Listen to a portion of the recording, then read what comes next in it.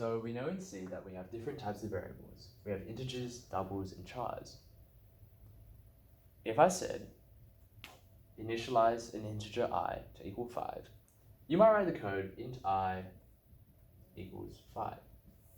But what's actually happening in C? Well, let's imagine memory as a huge block of addresses. Each address has enough space to store a variable. Let's just imagine, just for the sake, that each address the first block will have an address 1000, 1001, 1002, and so on. So when we initialize I may be stored at any of these addresses. For the example's sake, we're going to say I is stored at address 1000. So I will have a value 5 and an address of 1000. So I is the integer 5, and the address of I is 1000. In C, we don't just say address I, we say %I denotes the address of I.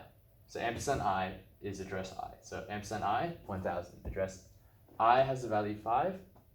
The address of I is 1000, and we denote addresses by ampersands.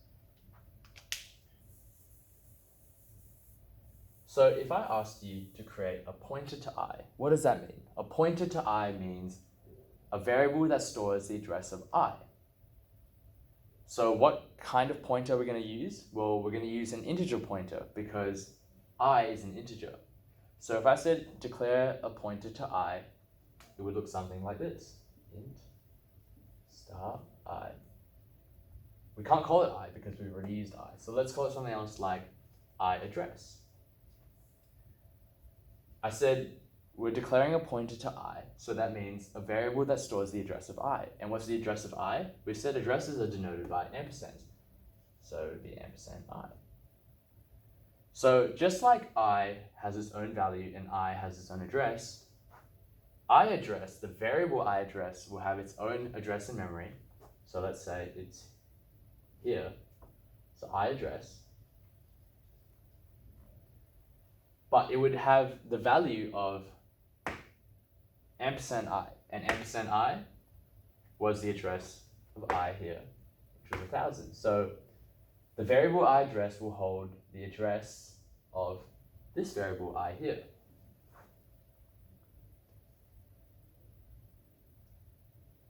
If I wanted, so just to recall, I is the integer 5. %I is the address of this integer here. So the address of this integer I was 1000. I address has the value 1000, which is the address, which is that address, and which is also interchangeable with just %I for now, because that's what we initialized it to. Star I address. This means the value at whatever address is stored in this variable. What address is stored in this variable? 1000. What's at 1000? I. So what's the value of I? 5. So I address, star I address will be 5. So if I were to write a function that were to add 2 to an integer's passed through it, I might do it like this. Int add 2, pass in an integer. We're going to add 2 to that integer, and we're just going to return that integer. In our main, if I said add 2, if I called that function and said add 2 and passed in I, well, it's going to take the value of I, 5, add 2 to that value, and return that value. So 5 would become 7. So the return value would be 7. But what happens in memory when this function is ran? In memory, a copy of whatever's been passed into the function is created in memory. So we have a variable called A.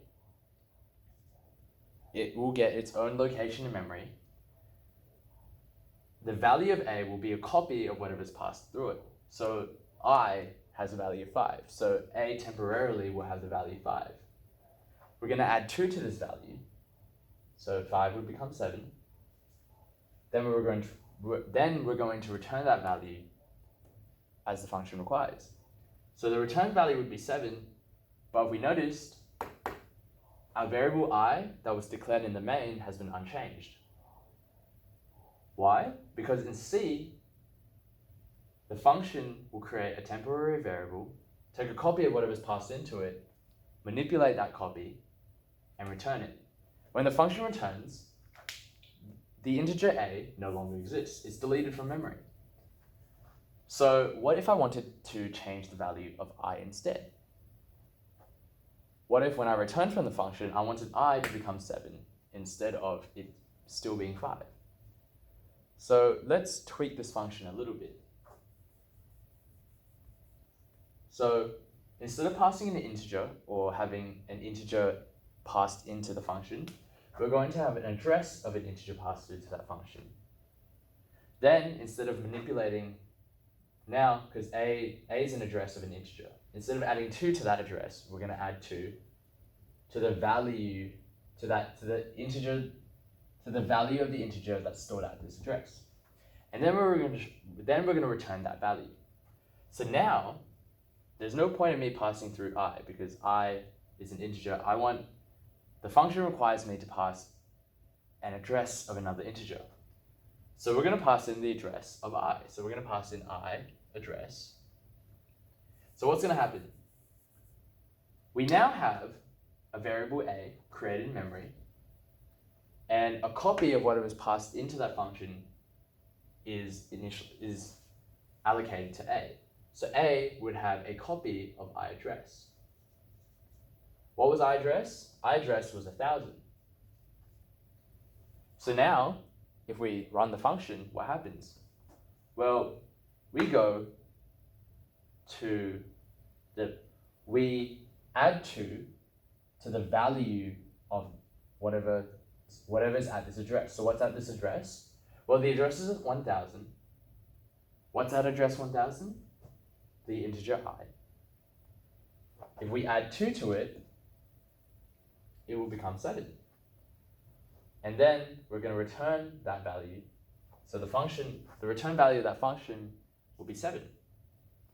When the function is finished, the variable a is deleted from memory. But now, what happens is I, that we initially declared to be 5, it's now 7. And this is the beginning of why pointers are useful, because now we can change the value of variables that were declared in the main.